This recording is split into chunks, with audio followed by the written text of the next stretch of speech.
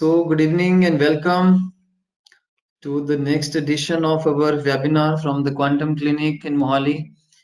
And it's so, it feels great to, talk to you about, various topics. और आज का जो topic है वो है relationships.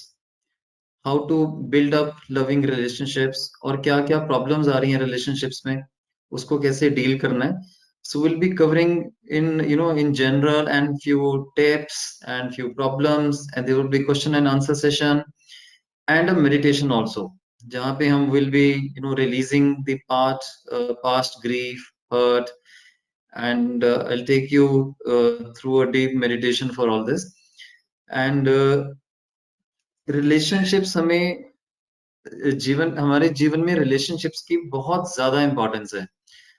अगर हम इवेल्युएट करें out of relationships, profession and other things, education, college, school, तो इन सब में रिलेशनशिप्स हमें सबसे ज्यादा सिखाती हैं लाइफ में. जो हमारी फैमिली है और होम इन्वायरमेंट है, that is the I can say is the biggest school for us. जितना हम अपनी फैमिली में सीखते हैं और रिलेशनशिप्स में जो इंटरप्ले हो रहा है उसमें सीखते हैं, उतना शायद हम कहीं और स्कूल, कॉलेज या अपने ऑफिस में नहीं सीखते हैं. और कुछ ना कुछ लगा रहता है. सो टिपिकली हस्बैंड वाइफ का रिलेशन है, पेरेंट्स और चिल्ड्रन का जो रिलेशन है, ब्रदर सिस्टर्स का रिलेशन है, एंड फ्रेंड्स के साथ जो रिलेशन है, अपने सुपीरियर्स के साथ, ऑफिस में बॉस के साथ, बॉस का एम्प्लॉय के साथ, एंड लाइक सर्वेंट्स के साथ, सर्वेंट्स का मालिक के साथ. All these relationships are very important. कुछ ना कुछ हमें डेली बेसिस पे there are events, there are problems, there are issues which are happening in these relationships, और वो इश्यूज ही हमें कुछ ना कुछ सिखाते रहते हैं. इसलिए रिलेशनशिप्स की डेप्थ में जाना, उसको समझना, उसको कैसे डील करना है, ये हमें फॉर्मली जो है हमें इसको सीखना चाहिए. अनफॉर्चुनेटली क्या हो रहा है, हमारे एजुकेशन सिस्टम में ये चीजें हमें शुरू से सिखाई नहीं जा रही हैं. I don't remember there was a class in school और कॉलेज कि हमें रिलेशनशिप्स को कैसे हैंडल करना है. और जो हमने physics, chemistry, algebra, advance mathematics पढ़ा, वो शायद हमारी लाइफ में 99.9% लोगों के तो वो काम नहीं आ रहा है. So instead of devoting time to more of physics, chemistry, science and mathematics, अगर हमें लाइफ स्किल्स और रिलेशनशिप्स के बारे में सिखाया जाता तो we would have been wiser individual. हम अपनी लाइफ में अपने आप को बेटर कंडक्ट कर सकते थे. तो इस एंडेवर में एट क्वांटम क्लिनिक हमने ये सोचा क्यों ना कुछ ये टॉपिक्स हम कवर करें. लॉकडाउन के पीरियड में सब लोग के पास कुछ फ्री टाइम ज्यादा है, तो उसको अच्छे से यूटिलाइज किया जाए. एंड हमारी सबकी लाइफ में सिचुएशंस आती हैं जब लगता है, स्पेशली जैसे हस्बैंड वाइफ का रिलेशन है, दो लोग मिलते हैं, बहुत प्यार होता है, और कुछ महीनों में या कुछ सालों में वो प्यार क्या होता है, कई बार हवा हो जाता है. दोनों सोचते हैं कि अब क्या हो गया, पहले तो ये बहुत मेरे पे बहुत अटेंशन देता था, मेरी बात सुनता था, मेरे लिए गिफ्ट्स भी आते थे या एप्रिसिएशन बहुत मिलती थी. अब सडनली क्या हो गया, थिंग्स हैव गॉन. वो एप्रिसिएशन भी नहीं मिल रही, वो अटेंशन भी नहीं मिल रही है. सो रिलेशनशिप्स गो सॉर. रिलेशनशिप्स में हमें ऐसे लगता है कि कुछ उसमें कमी आ गई है, कुछ खराबी आ गई है, और एक दूसरे के साथ डील नहीं कर पा रहे हैं. सो ऐसी जब सिचुएशंस आती हैं तो बहुत डिजेक्शन, बहुत feeling of hurt, feeling of not being appreciated. So कई तरह के हमें इमोशंस और फीलिंग्स हमारे अंदर जागृत होती हैं, और हमें समझ नहीं आता कि हम उसको इन फीलिंग्स के साथ कैसे डील करें. सो कुछ ना कुछ हमें, अगर हम इसके पीछे जाएं, जो हमारे सिग्निफिकेंट रिलेशंस हैं हमारी लाइफ में.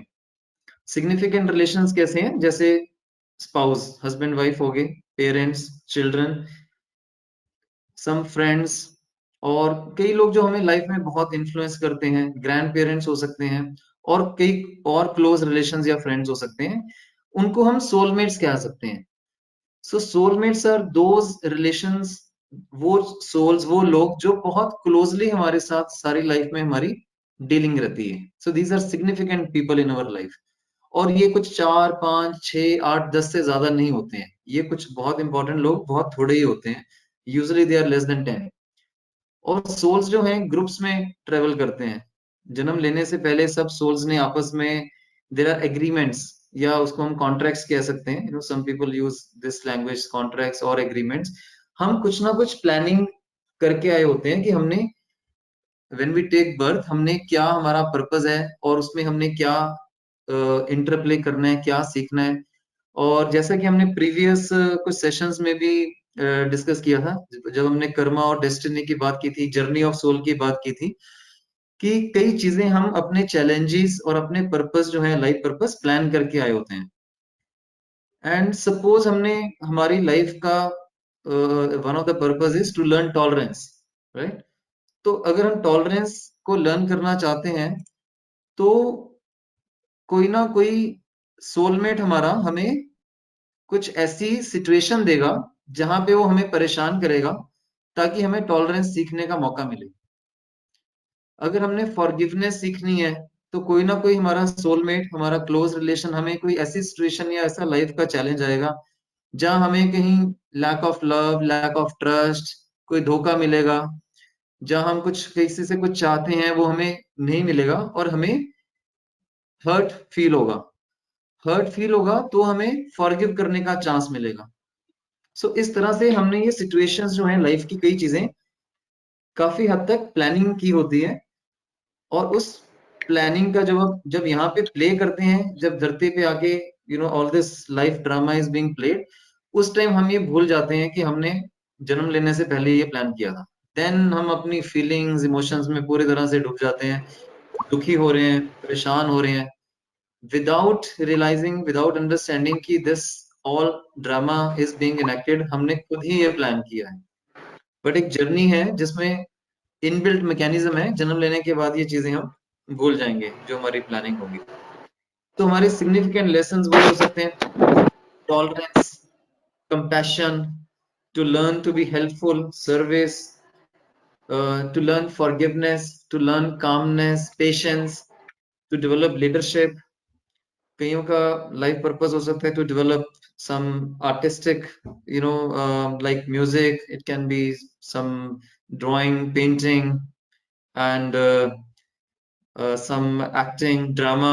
There can be a lot of things which one may choose as a life purpose and also profession. So but वो knowledge जो है हमें भूल जाती है कि हमने ये चूज किया हुआ है।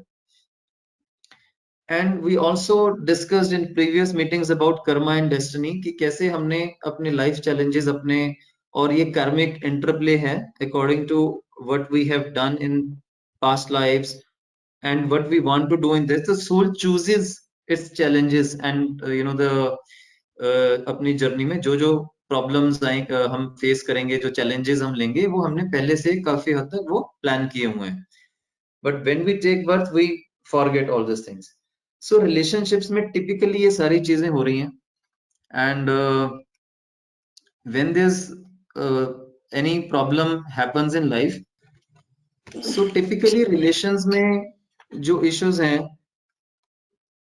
और एक तो हमें, कोई हमें परेशान कर रहा है, someone person is too angry in the family, और वो उसका गुस्सा चलता रहता है and other people are trying to उसके अकॉर्डिंगली चलते हैं सारा, कि भाई इसको गुस्सा ना आ जाए, ये दिस पर्टिकुलर मेंबर ये नाराज ना हो जाए। एंड जब ये करते रहते हैं अल्टीमेटली सारी फैमिली बिखर सकती है, बिकॉज आप एक किसी हद तक कोई गुस्सा टॉलरेट करोगे, कोई प्रॉब्लम्स को उस पर्टिकुलर मेंबर की फेस करते रहोगे, अल्टीमेटली किसी भी मेंबर का फिर नर्वस ब्रेकडाउन तक हो सकता है, या फिर वो फैमिली बिखर सकती है, वो बंदा अलग हो सकता है।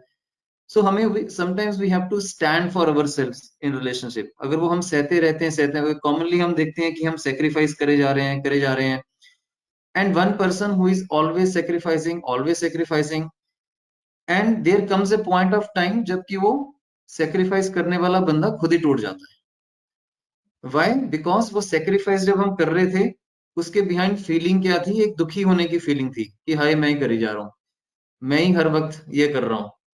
Because the feeling with which you sacrifice, that matters a lot.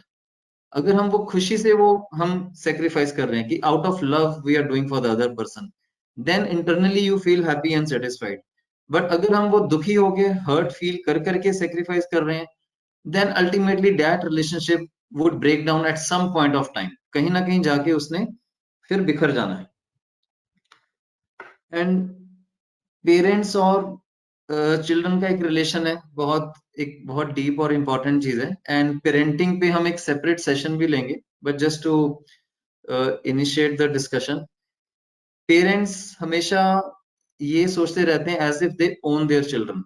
Children are also like we deal, जैसे कि वो भी एक हमारी एक प्रॉपर्टी हो. हमें अपने तरीके से चलाना है, मेरे तरीके से ही करो, यही सब्जेक्ट पढ़ो, यही profession low. We keep on imposing ourselves without realizing कि they are separate individual souls. So बच्चे अपना एक खुद का एक individuality है उनकी. हम जब impose करते रहते हैं, that also leads to a lot of problems. So not giving enough space to each other, keeping on imposing self on others कि अपने तरीके से ही मैं जो कह रहा हूँ वही सही है और ऐसे ही होना चाहिए. So all these things later on lead to problems in relationships. And another thing I would like to highlight is कि हमें ओवर इम्पोजिशन नहीं करनी है, स्पेस देना है. Let other people also live their life according to their own से belief system, their own likes and dislikes. अपने तरीके से ही नहीं चलाना चाहिए सारा. And another thing is to let go. अगर हमें कोई कुछ कह देता है, बार बार हमें हर्ट मिलती रहती है दूसरे से, उसको भी हम क्या कर रहे हैं, अंदर जमा करके रख रहे हैं. Now this one person in the family doesn't speak up for the self, और वो अंदर जमा कर रहा है. So when you don't speak up and you are hiding and accumulating inside, तो वो हर्ट जमा हो होकर कहीं ना कहीं अपने आप को ही लेटर ऑन खराब करती है, which can be physical illness, it can be illness related to the mind, depression. So all these issues can crop up अगर आप अपनी हर्ट को जमा करते रहोगे कंटिन्यूसली, परेशान होते रहोगे. कहीं ना कहीं जाके 5 साल बाद, 10 साल बाद, लेटर ऑन लाइफ इंसान टूट जाता है, उसको और सह नहीं पाता है. So we need to be aware of these things कि one has to stand for the self, standing अपनी डिग्निटी के लिए. इसका मतलब ये नहीं कि गुस्सा करना है हमें, but sometimes we have to learn कि we have to say no, कि अब बहुत हो गया, मेरे को और हर्ट नहीं करो.